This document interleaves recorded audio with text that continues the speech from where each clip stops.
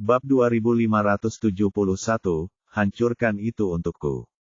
Melihat Sekte Xuantian mengundurkan diri dan tidak lagi mempedulikan masalah ini, Liu Baiyi merasa lega.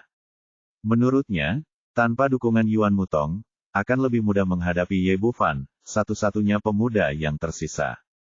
Tuan Ye, King Qiu tidak ada di sekte sekarang, jadi silakan kembali. Sekte Hanjian abadi milikku tidak menyambutmu. Tanpa Yuan Mutong, dia berbicara tanpa belas kasihan dan bahkan memiliki pikiran-pikirannya sendiri, berharap untuk membuat pihak lain marah. Kultivasi dan bakat yang baru saja ditunjukkan Ye Bufan benar-benar mengejutkannya. Jika dia tidak disingkirkan sekarang, pemuda jahat seperti itu pasti akan menjadi ancaman serius di masa depan. Ye Bufan melihat dengan jelas pikiran kecilnya, dan seringai muncul di sudut mulutnya. Kau tidak bisa menerimaku, tetapi aku harus membawa King Qiu pergi hari ini. Dia menatap Liu Baiyi dengan mata membara, aku berterima kasih kepada Sekte Abadi Hanjian milikmu karena telah menerima wanitaku. Namun sebelum itu, Leng King Qiu membantu Sekte Abadi Hanjian mendapatkan tempat ketiga dalam pertempuran para jenius dan monster. Di Menara Babel tingkat ke-10, aku bahkan menyelamatkan 2 murid Mahayana dari sektemu. Bantuan ini dapat dikatakan telah sepenuhnya terhapus. Sekarang aku memberimu kesempatan terakhir, serahkan orang itu dengan cepat, jika tidak, kau tidak akan mampu menanggung akibatnya. Tidak mampu menanggungnya, hahaha, sungguh lucu, aku ingin melihat konsekuensi seperti apa yang tidak mampu ditanggung oleh Sekte Abadi Hanjian milikku.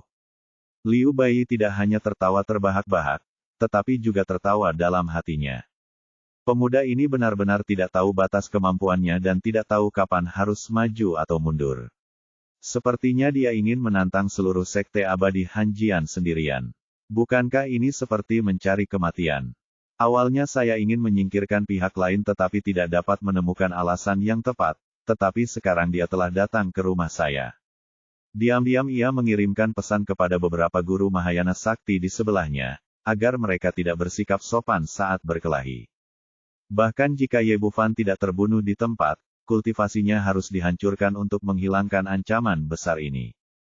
Kalau begitu, jangan salahkan aku. Ye Bufan tersenyum dingin dan melambaikan tangannya di belakangnya, hancurkan Sekte Abadi Hanjian untukku. Apa leluconnya? Apakah kamu memiliki kemampuan untuk meruntuhkan Sekte Abadi Hanjianku? Liu Baiyi awalnya ingin memamerkan momentumnya, tetapi sebelum dia bisa menyelesaikan kata-katanya, dia membeku di sana. Lolita kecil yang berdiri di belakang Ye Bufan melangkah maju dan meninju ring di sebelahnya. Luas arena ini mencapai radius 100 kaki. Arena ini dibangun dengan sangat kokoh dan ditopang oleh formasi.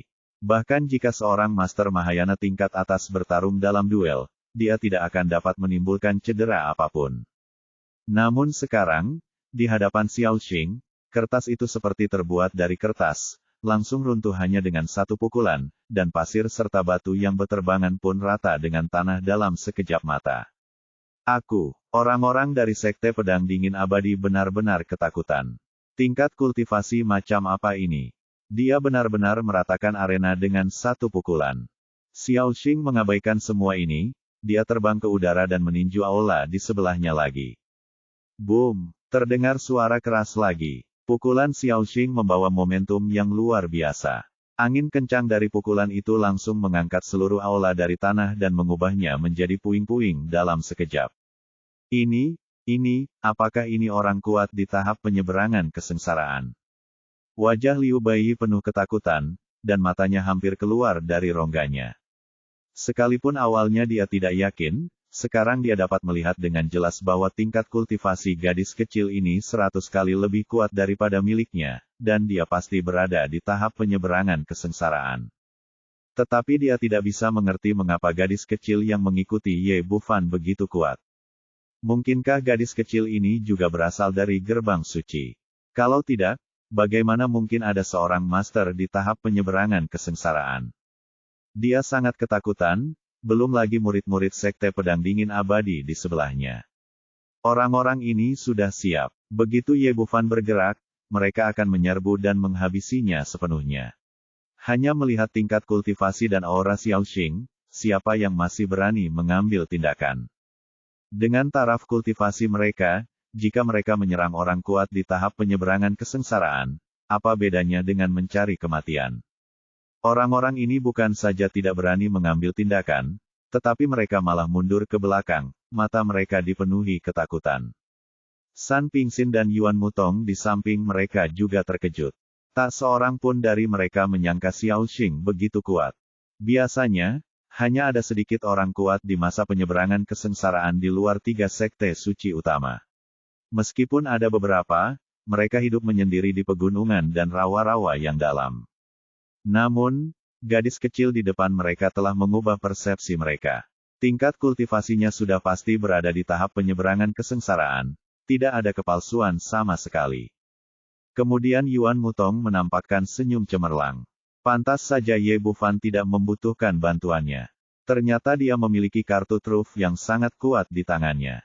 Wajah San Pingxin terlihat sangat jelek. Belum lagi dia pernah berkata sebelumnya bahwa dia tidak akan membantu, bahkan jika dia tidak mengatakannya, dia tidak akan berani melangkah maju. Ada orang-orang kuat di tahap penyeberangan kesengsaraan di antara sekte suci, tetapi dia bukan salah satu dari mereka. Bagaimana mungkin seseorang di puncak tahap Mahayana memiliki keberanian untuk menyerang seseorang di tahap penyeberangan kesengsaraan, kecuali dia meminum obat yang salah. Xiao Xing tidak peduli dengan apa yang dipikirkan orang lain. Sebagai monster, dia memiliki gen yang merusak di tulangnya dan sangat bersemangat untuk menghancurkan rumah. Setelah merobohkan aula tersebut, ia kembali dan menghancurkan sebuah bangunan kecil di sebelahnya. Kemudian ia menendang aula lainnya, yang runtuh dan berubah menjadi tumpukan puing. Sekte 9 bintang yang malang, Sekte Abadi Hanjian, terus bergerak menuju kehancuran di bawah kehancurannya. Berhenti, berhenti sekarang. Seorang tetua sekte melompat keluar dan mencoba menghentikan Xiao Xing, tetapi kemudian dia ditampar hingga menjadi bola darah. Seorang guru Mahayana yang begitu kuat akhirnya tidak memiliki jiwa lagi. Sekarang semua orang begitu ketakutan sehingga tidak ada seorang pun yang berani berdiri dan menghentikannya. Dibandingkan dengan orang-orang kuat di tahap penyeberangan kesengsaraan, mereka yang berada di tahap Mahayana hanya masalah tamparan, dan bahkan beberapa dapat terbunuh dengan satu tamparan. Ekspresi Liu Bai sangat buruk. Dia baru saja berencana untuk melumpuhkan Ye Bufan, tetapi dalam sekejap mata, dia berubah menjadi seekor domba yang harus disembelih. Yang lain mungkin tetap diam, tetapi sebagai kepala sekte, dia tidak dapat melihat sekte abadi Hanjian hancur di tangannya. Tetapi pada saat yang sama, dia juga tahu bahwa Xiao Xing tidak boleh terpancing emosinya. Dia tidak hanya tidak akan mendengarkannya, tetapi dia juga akan berada dalam bahaya dibunuh. Melihat seluruh sekte, hanya ada satu orang yang bisa membuat pihak lain berhenti. Tidak mungkin, dia hanya bisa menundukkan kepalanya kepada Ye Bufan. Tuan Ye, kita bisa membicarakannya, Anda memintanya untuk berhenti dengan cepat. Berhenti? Mengapa? Sudah kubilang bahwa Anda tidak mampu menanggung akibatnya, tetapi Anda bersikeras melihatnya sendiri. Siapa yang bisa Anda salahkan? Ye Bufan berkata sambil melihat ke samping Xiao Xing, bekerjalah lebih keras, aku akan memberimu 2 bebek panggang di malam hari. Oke. Xiao Xing segera menjadi sangat bersemangat seolah-olah dia telah disuntik dengan darah ayam. Dia menendang keluar, dan sebuah gunung besar di sebelahnya runtuh, langsung menghancurkan bangunan yang tak terhitung jumlahnya. Perpustakaan, perpustakaanku. Seorang tetua di sebelahnya bertugas menjaga perpustakaan. Ketika dia melihat pemandangan ini, matanya berputar ke belakang dan dia pingsan. Wajah Liu Bai sangat jelek. Dia ingin menyerang Ye Bufan, tetapi setelah memikirkannya, dia menahannya. Kalau Xiao Xing marah, Sekte Abadi Hanjian mungkin benar-benar akan musnah, dan tidak akan ada lagi kesempatan untuk bertahan hidup. Dia menahan amarah di dalam hatinya, katakan padaku, apa yang kau ingin aku hentikan? Kau bertanya meskipun kau tahu jawabannya, atau kau ditendang di kepala oleh seekor keledai. Kaulah, Sekte Pedang Dingin Abadi, yang menahan wanitaku, dan kau masih bertanya padaku apa yang kau inginkan. Ye Bufan menamparkan wajahnya, dan Liu Bai terlempar puluhan meter jauhnya, meninggalkan bekas tamparan besar di wajahnya. Bab 2572 Makam Pedang. Kamu, Liu Bai terkejut dan marah, matanya menyemburkan api amarah. Yang mengejutkannya adalah lawannya begitu cepat sehingga dia tidak sempat menghindar. Yang membuatnya marah adalah sebagai kepala sekte, dia ditampar di muka umum. Ye Bufan mengabaikan amarahnya dan berkata dengan suara dingin, serahkan orang itu kepadaku dengan cepat, kalau tidak Xiao Xing akan menghancurkan orang-orangmu setelah dia menghancurkan rumah-rumah di sini. Jika Qing Qiu tidak diserahkan kepadaku hari ini, aku berjanji tidak akan ada lagi Hanjian Xianzong di masa depan. Setelah dia mengatakan ini, semua orang yang hadir tidak bisa menahan napas, terutama para murid Hanjian Xianzong, yang sudah merasakan niat membunuh dari pemuda ini. Jika sebelumnya, siapapun yang berani mengatakan bahwa dia akan menghancurkan Sekte Bintang 9 pasti akan dianggap orang gila. Namun kini tak seorang pun berani meremehkannya sedikit pun, karena mereka semua tahu bahwa pemuda di hadapannya sungguh-sungguh memiliki kemampuan tersebut. Liu Bai juga tahu bahwa Ye Bufan tidak bercanda, dan tidak dapat menahan diri untuk tidak menoleh ke arah istana Taixu. San Pingxin hanya menundukkan kepalanya dan menatap jari kakinya. Bagaimana dia berani menanggapi saat ini? Sungguh lelucon. Mereka sama sekali tidak menganggap serius istana Taixu.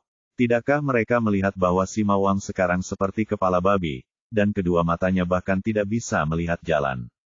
Melihat tidak ada yang menolong, Liu Bai hanya bisa menghela nafas. Dia sudah mulai merencanakan sejak mengetahui tentang Ye Bufan. Setelah semua perhitungan, dia akhirnya dikalahkan oleh pihak lain. Katakan pada anak buahmu untuk berhenti. Aku akan memberitahumu di mana Qing Qiu berada. Xiao Xing, istirahatlah. Ye Bufan melambaikan tangannya. Xiao Xing langsung duduk di atap istana, seolah-olah dia akan merobohkannya jika mereka berselisih paham. Katakan padaku, di mana kau menyembunyikan orang itu? Ye Bufan juga sedikit penasaran. Baru saja, dia menggunakan indera spiritualnya untuk memindai Sekte Abadi Hanjian berkali-kali, tetapi tetap tidak menemukan keberadaan Leng Qing Qiu. Liu Bai berkata, orang itu ada di makam pedang. Ye Bufan mengerutkan kening, mengapa dia ada di sana? Liu Bai menghela nafas lagi, mengetahui bahwa masalah itu tidak bisa lagi disembunyikan dan hanya bisa mengatakan yang sebenarnya. Setelah aku kembali terakhir kali, aku tahu apa yang terjadi antara dia dan kamu, jadi aku ingin menyelesaikan bahaya tersembunyi ini sepenuhnya. Ternyata demi menjaga murid berbakat ini, Liu Bai membiarkan Leng Qing Qiu memasuki makam pedang untuk kedua kalinya, dengan harapan bisa mendapatkan warisan sekte lebih lanjut. Demi meningkatkan kultivasinya sendiri semaksimal mungkin dan membantu Ye Bufan di masa depan, dia tidak menolak. Setelah memasuki makam pedang, Liu Bai segera memulai rencana berikutnya, yaitu mengadakan kompetisi seni bela diri untuk mencari seorang suami, dengan harapan dapat mengatur pernikahan saat ini. Liu Bai akhirnya berkata, kau tahu apa yang terjadi kemudian, seperti ini. Ye Bufan kemudian mengerti apa yang sedang terjadi. Tidak heran dia tidak dapat menemukan siapapun.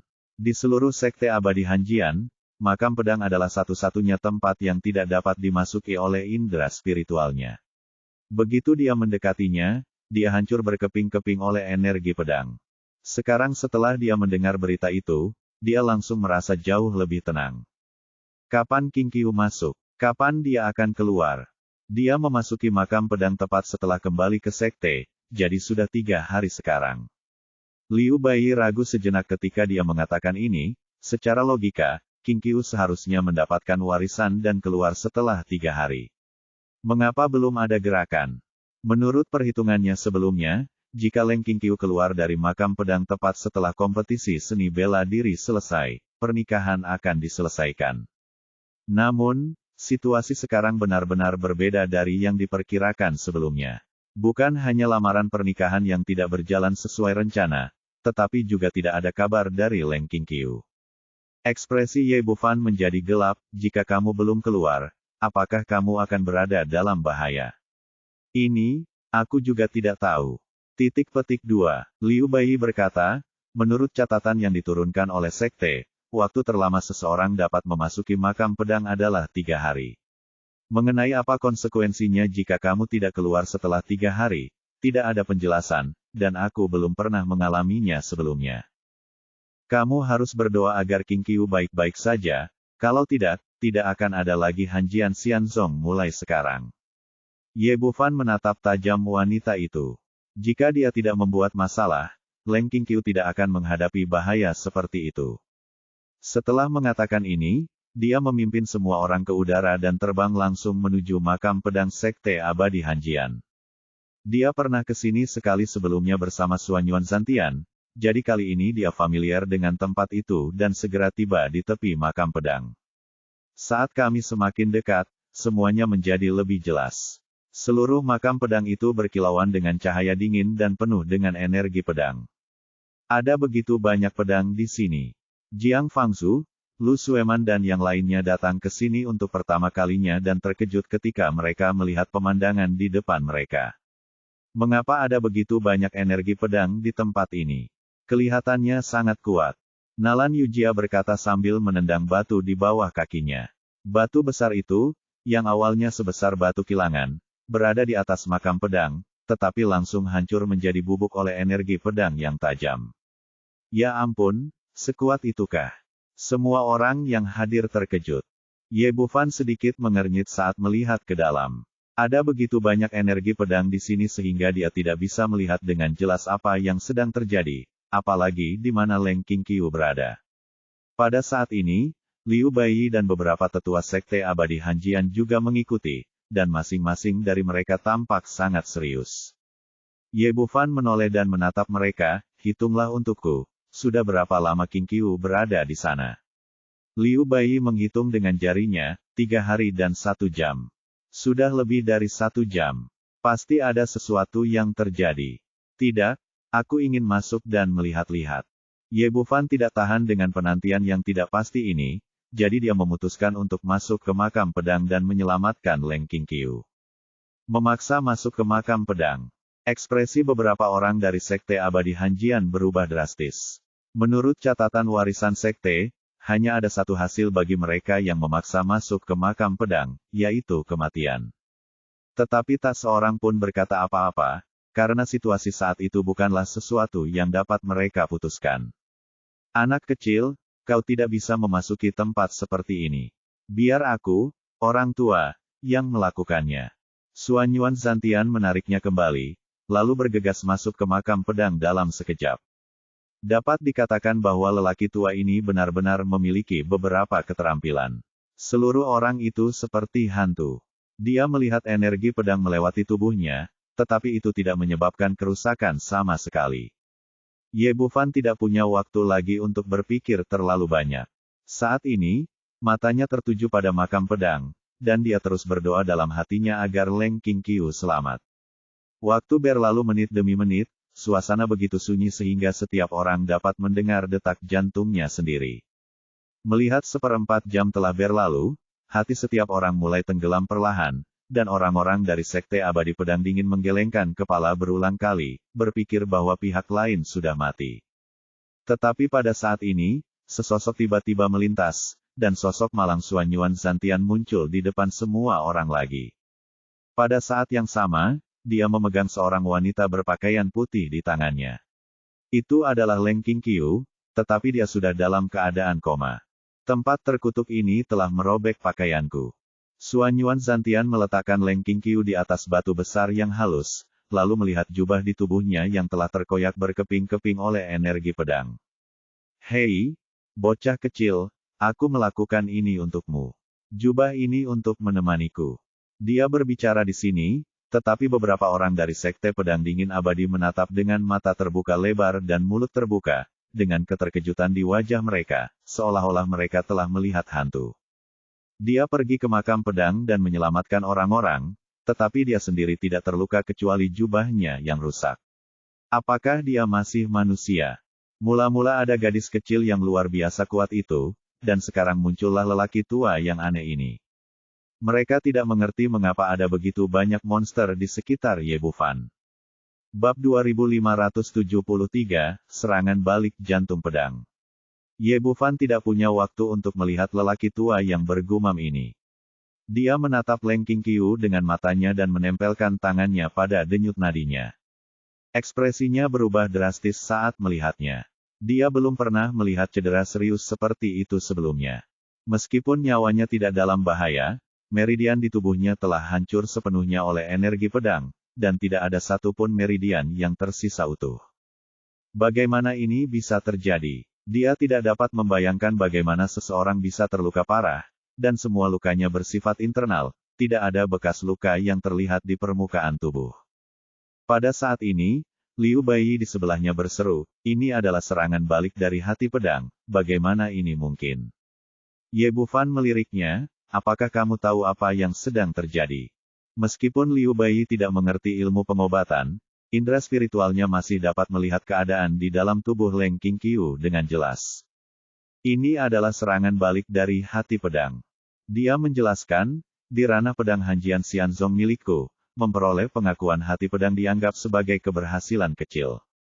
Namun, ini hanyalah tahap awal, diikuti oleh keberhasilan besar dan ranah kesempurnaan besar. Qingqiu dulunya adalah keberhasilan kecil hati pedang, dan kali ini aku membiarkannya memasuki makam pedang untuk memahami ranah keberhasilan besar. Dengan kemampuannya saat ini, sangat mungkin dia akan berhasil mencapai ranah keberhasilan besar. Jiang Fangzu berkata dengan tidak puas, karena dia sudah berhasil, mengapa adik iparku menjadi seperti ini? Liu Baiyi menggelengkan kepalanya, gadis ini benar-benar terlalu kompetitif. Tampaknya setelah mencapai kesuksesan besar, dia benar-benar berhasil mencapai alam kesempurnaan yang agung. Aku tidak pernah memikirkan hal ini sebelumnya. Ye Bufan tentu saja mengerti apa yang sedang terjadi. Leng Qingqiu ingin meningkatkan kultivasinya sebanyak mungkin sebelum pergi bersamanya, jadi dia bersemangat untuk meraih kesuksesan dan nekat.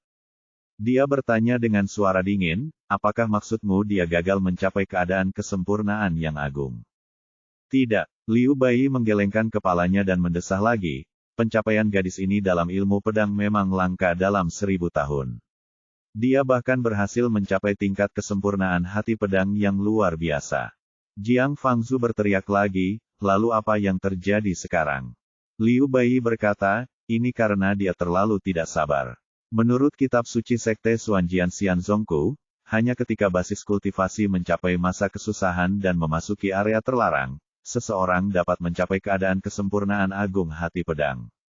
Jika tidak, tubuh fisiknya tidak cukup kuat dan pasti akan menderita serangan balik dari hati pedang.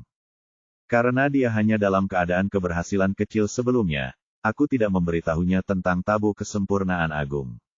Aku tidak menyangka situasi ini akan terjadi. Pada titik ini, dia menggelengkan kepalanya lagi, dan jelas bahwa dia cukup menyesal di dalam hatinya. Setelah mendengarkannya, hati Ye Bufan tergerak seolah-olah dia memikirkan sesuatu. Menurut aturan Sekte Pedang Dingin Abadi, setelah mencapai masa kesengsaraan, seseorang harus memasuki area terlarang. Bukankah itu berarti tujuannya adalah untuk mendapatkan darah naga guna menempa tubuh seseorang? Hanya dengan cara inilah tubuh dapat menjadi cukup kuat untuk menahan serangan kesempurnaan agung hati pedang. Dengan kata lain, sekarang darah naga ada di tanganku, bisakah aku menyelamatkan Leng Qingqiu? Tentu saja kemungkinan ini hanya dapat terjadi di tangannya. Jika kultivator lain, tanpa dukungan kultivasi paksa dari masa kesengsaraan, meminum darah naga secara gegabah hanya akan mengakibatkan ledakan dan kematian. Tapi dia berbeda. Dengan keterampilan medisnya yang luar biasa, ia dapat mengendalikan sepenuhnya proses penyerapan. Hanya saja, itu akan memakan waktu sedikit lebih lama.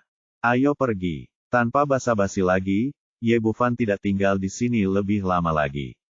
Dia menggendong Leng Qingqiu di tangannya dan segera meninggalkan Sekte Abadi Hanjian bersama semua orang. Menatap punggung mereka saat pergi, Liu Baiyi menghela napas lagi, merasa menyesal karena kehilangan murid inti dan lega karena telah mengusir setan besar. Meskipun Sekte Abadi Hanjian menderita kerugian besar kali ini, tidak hanya kehilangan seorang murid berbakat tetapi juga setengah dari sekte tersebut hancur, tetapi masih berhasil lolos dari bahaya pemusnahan. Kedua orang dari istana Taixu sama sekali tidak membantu, dan si Mawang dipukuli hingga kepala babi. Oleh karena itu, mereka tidak punya muka untuk tinggal di sini lebih lama lagi sehingga mereka pun berpamitan dan pergi bersama-sama. Setelah mengantar keduanya pergi, Liu Baiyi segera mengeluarkan perintah pemimpin sekte. Sampaikan perintahku. Mulai sekarang, Tutup gerbang gunung untuk pemulihan. Tidak seorang pun diizinkan menyebarkan berita itu. Sekarang setelah kekalahan itu terjadi, cara terbaik adalah mengendalikannya seminimal mungkin dan menyelamatkan muka sekte pedang dingin abadi sebanyak mungkin. Kalau tidak, jika orang-orang dari sekte lain datang memberi penghormatan ke gunung, tidak akan ada cara untuk menjelaskan rumah-rumah yang dihancurkan. Atas perintah, Liu Bai mengaktifkan formasi perlindungan gunung dan menyegel seluruh sekte. Ye Bufan dan yang lainnya meninggalkan sekte abadi Hanjian dan berhenti di sebuah gunung. Dia membungkuk kepada Yuan Mutong dan mengungkapkan rasa terima kasihnya, General Manager, terima kasih atas bantuanmu kali ini. Dr. Ye, saya merasa malu ketika Anda mengatakan itu. Yuan Mutong menggelengkan kepalanya. Orang lain itu akhirnya mendapatkan kembali wanitanya dengan mengandalkan kekuatannya sendiri, dan dia tidak banyak membantu. General Manager, saya sangat berterima kasih. Saya akan mengingat bantuan ini. Jika Anda membutuhkan sesuatu di masa mendatang, beritahu saya saja. Tidak peduli seberapa banyak bantuan yang telah mereka berikan, mereka membantunya dengan tulus, dan rasa terima kasih Ye Bufan datang dari lubuk hatinya. Dr. Ye, Anda terlalu sopan. Mulai sekarang, kita akan berteman. Sampai jumpa. Yuan Mutong dalam suasana hati yang baik.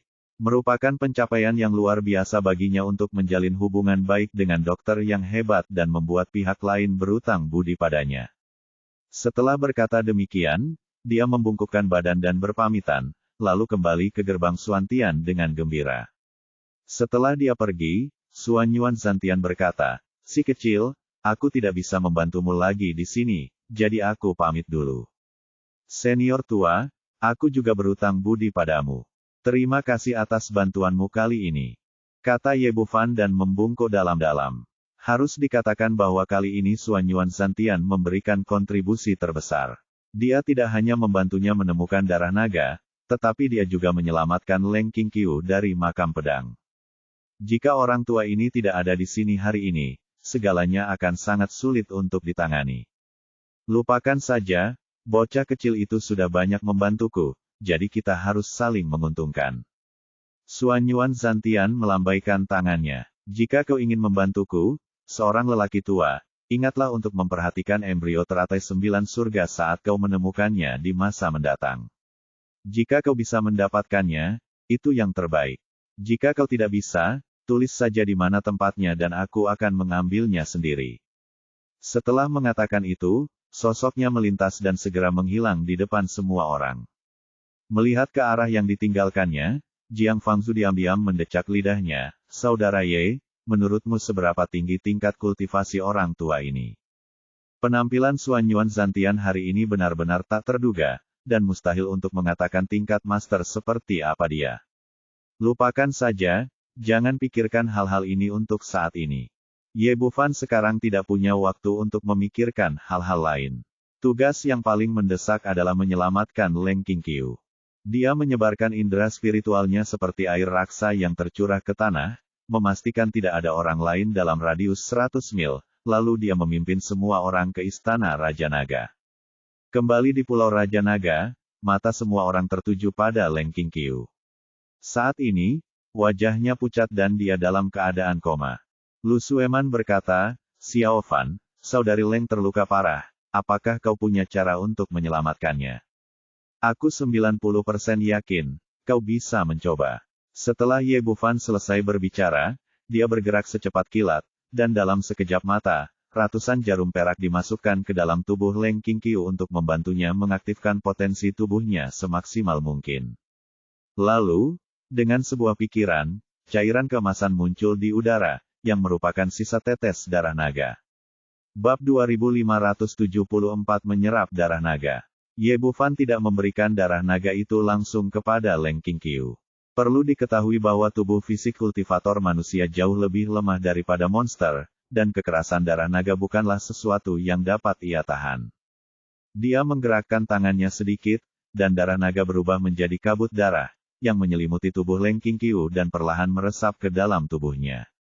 Meskipun metode ini lebih lambat daripada meminumnya secara langsung, metode ini memiliki keuntungan karena dapat mengendalikan kekuatan darah naga dan tidak memberikan terlalu banyak tekanan pada tubuh. Terlebih lagi, ini adalah istana Raja Naga. Ye Bufan dapat mengendalikan segalanya di sini dan juga dapat menekan amukan darah naga. Dengan cara ini, dia menggunakan indera spiritualnya yang kuat untuk mengamati perubahan dalam tubuh Leng Qingqiu, sambil juga mengendalikan kecepatan penetrasi darah naga. Dengan cara ini, waktu berlalu sedikit demi sedikit, dan 3 hari berlalu dalam sekejap mata. Untungnya, ini adalah istana Raja Naga. Sebagai seorang pengendali, saya memiliki energi yang tak ada habisnya dan energi yang tak ada habisnya. Kalau tidak, dengan tingkat kultivasi Ye Bufan saat ini, dia tidak akan mampu bertahan dalam waktu yang lama. Bagaimanapun, konsumsinya terlalu besar, dan kerugian dari kultivasi hingga kekuatan mental sangat besar. Pada saat ini, kabut darah yang menyelimuti Leng Qingqiu jauh lebih ringan dari sebelumnya, hanya tersisa sedikit saja. Terima. Dengan teriakan keras Ye Bufan, kabut darah terakhir dikirim ke tubuhnya. Akhirnya berhasil. Ye Bufan menghela napas panjang lega. Meskipun ia berusaha keras, perawatannya akhirnya selesai. Pada saat ini, wajah Leng Qingqiu yang teramat cantik telah kembali ke warna kemerahan sebelumnya, tanpa sedikit pun tanda-tanda pucat. Ada warna emas samar di sekujur tubuhnya, dan ketika sisa cahaya emas terakhir telah terserap seluruhnya, dia tiba-tiba membuka matanya. Saat itu, dia telah mencapai ranah kesempurnaan besar di hati pedang di makam pedang. Untuk membantu Ye Bufan dengan lebih baik, dia memutuskan untuk berjuang mencapai ranah kesempurnaan besar. Yang tidak pernah ia duga adalah serangannya berhasil, tetapi tubuhnya tidak mampu menahan dahsyatnya tenaga pedang itu dan akhirnya ia pun pingsan. Aku tidak bisa mati, aku masih ingin kembali ke bumi bersama Xiao Fan. Dengan obsesi ini di dalam hatinya, dia tiba-tiba duduk, dan ketika dia membuka matanya, dia melihat wajah tampan itu. Xiao Fan, kenapa kamu? Leng Qingqiu buru-buru melihat sekeliling dan mendapati dirinya berada di istana Raja Naga. Kau menyelamatkanku. Aku sangat takut, kupikir aku tidak akan pernah melihatmu lagi. Sambil berbicara, dia melemparkan dirinya ke pelukan kekasihnya. Bahkan wanita terkuat pun memiliki kerapuhannya sendiri. Ye Bufan menepuk punggungnya dengan lembut, tidak apa-apa, tidak apa-apa. Coba aku lihat bagaimana keadaan tubuhmu. Apakah kamu masih merasa tidak nyaman? Oh, Leng Qingqiu juga menyadari saat ini bahwa tubuhnya berbeda dari sebelumnya. Dia memindai tubuhnya dengan indera spiritualnya dan langsung merasa ngeri. Pada saat ini, meridian yang tadinya rusak di tubuhnya telah terbentuk kembali. Tidak hanya bersinar dengan cahaya keemasan, tetapi juga lebih dari 2 kali lebih lebar dari sebelumnya. Seseorang dapat merasakan ketangguhan ki sejati yang mengalir melalui meridian. Ki sejati 1000 kali lebih kuat dari sebelumnya. Bersamaan dengan beredarnya energi sejati, momentum dahsyat itu tiba-tiba meledak, langsung menerobos kemacetan puncak Mahayana, dan melompat ke tahap awal kesengsaraan. Bagaimana aku bisa menjadi seperti ini? Aku benar-benar mencapai tahap penyeberangan kesengsaraan. Meskipun itu terjadi pada dirinya sendiri, Leng Qingqiu masih tampak tidak percaya. Dia tidak pernah menyangka bahwa dia akan mengalami kemajuan sebesar itu. Ye Bufan mengangguk puas. Memang darah klan naga yang membawa perubahan besar seperti itu. Dengan tubuh Leng Qingqiu yang kuat saat ini, sama sekali tidak kalah dengan kemampuan pemurnian tubuhnya sendiri, dan kultivasinya telah melonjak ke tahap penyeberangan kesengsaraan, yang merupakan alam yang diimpikan banyak orang. Xiao Fan, apa yang terjadi? Bagaimana kau menyelamatkanku? Leng Qingqiu bingung. Dia jelas berada di makam pedang Sekte Abadi Hanjian, jadi bagaimana dia bisa berakhir di istana Raja Naga? Jangan cemas, biar aku ceritakan pelan-pelan saja. Ye Bufan menggenggam tangannya, lalu mereka berdua duduk di Pulau Raja Naga dan mulai bercerita perlahan. Dimulai dari saat dia mendapat berita tentang kompetisi bela diri untuk mendapatkan suami, dan diakhiri dengan menggunakan darah naga untuk membantunya memperkuat tubuhnya. Xiao Fan, aku tidak menyangka kau telah melakukan begitu banyak hal untukku. Semua ini salahku karena tidak berguna dan tidak membantumu. Aku bahkan menyeretmu ke bawah. Setelah mendengarkannya, Leng Qingqiu sangat tersentuh dan merasa bersalah. Apa yang Anda bicarakan? Anda adalah wanita saya, dan saya harus melakukan apapun untuk Anda. Saya banyak, dan itu jauh lebih membantu daripada Anda. Anda dapat berlatih di sini perlahan-lahan. Saya masih harus melakukan beberapa hal. Jangan khawatir, aku tidak akan pergi ke lembah tak terbalas. Ye Bufan menceritakan kisah tentang bagaimana ia mewarisi Dewa Senjata Kunlun, dan akhirnya berkata, aku akan pergi ke keluarga Lu untuk mencari keadilan bagi tuanku. Oh, Leng Qingqiu mengangguk, dan ketika ia mendengar bahwa ia tidak akan pergi ke lembah tak terbalas, ia tidak mengatakan apa-apa lagi, dan mulai mundur untuk mengkonsolidasikan kultivasinya. Pada saat ini, Xiao Xing datang, kakak Ye, aku juga akan menyerap ambergris yang tersisa, dan aku mungkin harus tidur sebentar. Baiklah, cepatlah dan jangan lewatkan waktu terbaik. Xiao Xing berkata dengan sedikit khawatir, tetapi apakah berbahaya bagimu untuk pergi ke keluarga Lu itu? Apakah kamu menginginkan bantuanku? Ye Bufan mengulurkan tangan dan mengusap kepala kecilnya, jangan khawatir, kakak Ye Mu bukanlah seorang gigolo. Sekarang dia pada dasarnya dapat menangani semua hal di bawah tahap penyeberangan kesengsaraan sendirian. Dia memang percaya diri sekarang. Bahkan mereka yang berada di puncak tahap Mahayana bukanlah lawannya, apalagi keluarga Lu. Baiklah, siapapun yang menindasmu akan kutulis di buku catatan kecilku, dan aku akan membalaskan dendammu saat aku bangun nanti. Xiao Xing tersenyum nakal padanya, lalu terbang ke udara, menampakkan dirinya sebagai naga hijau besar yang melayang di atas pulau Raja Naga. Kemudian dia perlahan menutup matanya, dan cahaya keemasan samar muncul dan menghilang di permukaan tubuhnya. Ini adalah energi yang tersisa dari setetes darah naga itu. Perkembangannya terlalu cepat akhir-akhir ini. Jika dia ingin menyerap dan memurnikan darah naga di tubuhnya secara menyeluruh, dia harus tidur sebentar. Ye Bufan mengatur semua ini dan kemudian membawa semua orang menjauh dari istana Raja Naga. Dia mengeluarkan selembar peta giok yang ditinggalkan oleh Yuan Mutong, yang menggambarkan topografi seluruh provinsi Tiansheng. Setelah menentukan lokasi keluarga Lu, dia memanggil 9 surga dan membawa semua orang pergi dengan kecepatan tinggi. Bab 2575 Teknik Fusi Jiwa. Setelah meninggalkan Sekte Abadi Hanjian, 2 orang dari Istana Taiksu bergegas dan terbang menuju sekte tersebut. Ketika mereka berada ribuan mil jauhnya dan memastikan mereka tidak akan ditemukan, si Mao Wang mulai mengutuk. Anak bernama Ye itu benar-benar tidak menganggap serius Istana Taiksuku dan menghajarku hingga seperti ini. Aku akan kembali dan melapor kepada tuanku dan memastikan dia tercabik-cabik. Dia merasa sangat sedih sekarang, tetapi dia tidak berani menunjukkannya sebelumnya. Pihak lain bahkan memiliki orang-orang kuat di tahap penyeberangan kesengsaraan. Jika dia berbicara terlalu banyak, dia mungkin akan kehilangan nyawanya. Yang terpenting adalah Ye Bufan sama sekali tidak menganggap serius Istana Taiksu. Papan nama emas ini tidak dapat melindunginya. San Pingxin juga sangat tidak puas, benar, setelah bertahun-tahun, ini pertama kalinya aku melihat seseorang yang tidak menghormati Istana Taiksu. Saat aku kembali ke Sekte Bingning, aku pasti akan memberi anak itu pelajaran, kalau tidak, di mana martabat sekte suci kita. Mata si Mawang masih bengkak, dan dia tidak bisa melihat jalan sampai sekarang. Dia hanya bisa bergerak maju dengan mengandalkan indera spiritualnya, yang membuatnya semakin kesal. Sialan, dia pikir dia bisa melakukan apapun yang dia mau hanya karena dia punya bakat. Dia benar-benar mencari mati. Saat Tuan menangkapnya, aku akan membalas dendam dengan tanganku sendiri dan mengulitinya hidup-hidup. Mereka berdua mencela Ye Bufan satu demi satu, ketika tiba-tiba terdengar tawa mengejek dari samping. Benar-benar konyol. Jika tidak bisa mengalahkan seseorang, Anda hanya akan mengutuk mereka di belakang. Apakah ada yang lebih memalukan dari ini? Siapa itu? San Pingxin dan si Mawang sama-sama terkejut. Dengan tingkat kultivasi mereka bahkan tidak menyadari seseorang mendekat. Mereka buru-buru berhenti dan menoleh untuk melihat, hanya untuk melihat 3 pria berpakaian hitam muncul di belakang mereka.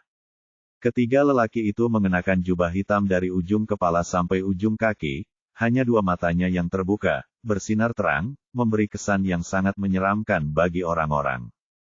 Siapa kalian? Apa kalian tidak tahu kalau kami dari Istana Taiksu? Beraninya kalian bersikap kasar seperti itu. Entah mengapa, Sima Wang merasa bersalah saat berhadapan dengan ketiga pria dingin berpakaian hitam itu, dan buru-buru melapor ke sekte di belakangnya. Istana Taiksu. Benar, kami sedang mencari Istana Taiksu. Pria berpakaian hitam itu memiliki suara serak dan tidak menyenangkan, seperti suara burung gagak. Kepercayaan diri San Ping merosot. Dulu, dengan mengandalkan papan nama emas Istana Taiksu, ia dikagumi oleh ribuan orang kemanapun ia pergi, tetapi entah mengapa, hari ini tidak berhasil. Pertama, dia diberi pelajaran keras oleh Ye Bufan, dan sekarang seseorang datang ke pintunya untuk mengeluh. Meskipun aku tidak tahu apa yang ingin dilakukan oleh ketiga orang ini, aku dapat mengatakan bahwa mereka tidak mempunyai niat baik dan tidak berniat untuk berbuat baik. Dia berkata dengan suara dingin, apa sebenarnya yang akan kamu lakukan? Pria berpakaian hitam itu terkekeh lagi, dan suaranya yang serak dan tidak menyenangkan membuat kulit kepala orang-orang terasa geli. Tidak apa-apa, aku hanya tidak menyukai kalian berdua. Jadi aku akan mengirim kalian untuk menemui Raja Neraka. Kalian mencari kematian. Melihat bahwa semuanya tidak akan berakhir dengan baik, Sima Wang menghunus pedangnya, ingin menyerang terlebih dahulu. Menurut idenya, dia akan menebas lawannya dengan satu pedang, lalu segera melarikan diri dari sini. Selama dia kembali ke Istana Taiksu, semuanya akan aman. San Pingxin punya ide yang sama, dan tiba-tiba sebuah pedang lebar muncul di tangannya. Namun sebelum kedua lelaki itu sempat bergerak, lelaki berbaju hitam itu menjentikkan jarinya, lalu dua sinar cahaya hitam langsung menembus tubuh kedua lelaki itu. Energi hitam memasuki tubuh mereka, dan titik akupuntur dan pingsin dan yang lainnya telah disegel. Mereka berdiri di sana dan tidak dapat bergerak. Apa sebenarnya yang ingin kau lakukan? Jika kau berani menyentuhku, Istana Taiksu tidak akan membiarkanmu pergi. Sima Wang tampak galak tetapi sebenarnya lemah. Hingga saat ini, ia tidak punya cara lain kecuali mengintimidasi pihak lain. Jangan khawatir, aku tidak akan menyentuhmu. Itu akan merepotkan. Aku akan mengusirmu sepenuhnya. Lalu lelaki berkulit hitam itu mengulurkan tangannya dan menekannya pada titik Bai Hui di atas kepalanya, lalu seberkas cahaya hitam menyambar. Hanya dalam beberapa tarikan napas, kehidupan di mata Sima Wang perlahan memudar, dan dia terjatuh ke tanah bagaikan mayat berjalan. Melihatnya seperti ini, San Pingxin tiba-tiba merasakan hawa dingin di hatinya. Siapa kamu? Apa yang ingin kamu lakukan? Pria berpakaian hitam di sebelah kanan terkekeh, orang tua, apakah kamu belum pernah mendengar tentang teknik fusi jiwa Sekte Iblis? Yang kami inginkan sekarang adalah ingatanmu, dan kemudian kami akan mengantarmu pergi. Dia juga mengulurkan tangannya dan menekan titik akupuntur Bai Hui milik San Pingxin, kemudian sebuah cahaya hitam menyambar. San Pingxin ingin melawan, namun tangannya ditekan begitu kuat hingga dia tidak mampu melawan sama sekali, dan tak lama kemudian dia terjatuh ke tanah dengan suara keras. Pria terkemuka berpakaian hitam itu memandang kedua bawahannya, bagaimana, apakah berjalan dengan baik? Pria berpakaian hitam di sebelah kiri berkata, semuanya berjalan sangat lancar. Kami telah membaca seluruh ingatan mereka. Pria berpakaian hitam di sebelah kanan melanjutkan, mereka tidak dapat menahan teknik penggabungan jiwa milik Sekte Iblis kita. Sekarang langkah pertama telah berhasil. Pria berbaju hitam itu berkata, baiklah, lanjutkan. Setelah dia berkata demikian, kedua lelaki berpakaian hitam itu langsung merobek jubah hitam yang menutupi tubuh mereka, sehingga tampaklah wajah tersembunyi di baliknya. Jika San Pingxin dan Sima Wang masih sadar, mereka pasti sangat terkejut hingga tidak bisa berkata apa-apa. Kedua orang ini persis seperti mereka, tidak ada perbedaan sama sekali.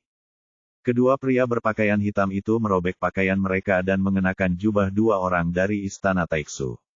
Mereka lalu melepas cincin penyimpanan dan mengenakannya di tangan mereka. Lalu dua bola api hitam muncul dan membakar mereka menjadi abu. Sekarang kedua pria berpakaian hitam itu tampak persis seperti Sima Wang dan San Pingxin. Benar sekali, hanya sedikit yang terakhir. Pria terkemuka berpakaian hitam mengeluarkan dua jimat emas, yang berubah menjadi dua sinar emas dan melesat ke tubuh kedua pria itu.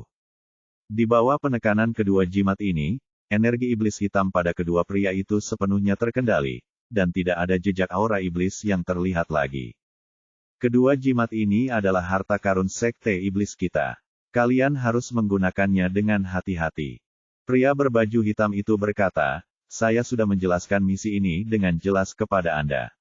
Begitu Anda tiba di istana Taiksu, Anda harus berhati-hati dan jangan sampai memperlihatkan kekurangan apapun. Tetua, kami tahu. Kedua pria itu mengangguk berurutan. Suara pembicara itu persis sama dengan suara San Pingsin dan Sima Wang sebelumnya. Terlihat bahwa mereka telah mempersiapkan diri sejak lama. Anak bernama Ye itu telah merusak rencana sekte iblis kita beberapa kali, dan dia akan menjadi masalah besar di masa depan. Ketika ada kesempatan yang tepat, kita akan menggunakan istana Taiksu untuk menyingkirkannya. Tentu saja, masalah ini harus dikesampingkan, dan yang terpenting adalah menyelesaikan tugas yang diberikan oleh sekte kepadamu. Ya, tetua. Kedua pria itu mengangguk lagi. Baiklah, kalian pergi saja, dan hati-hati. Setelah lelaki berpakaian hitam itu berkata demikian, sosoknya menghilang. Dua orang yang tersisa saling memandang, lalu terbang menuju ke arah istana Taiksu. Ye Bufan dan yang lainnya menunggangi Jiutian dan bergegas menuju kerajaan Zenlai tempat keluarga Lu berada.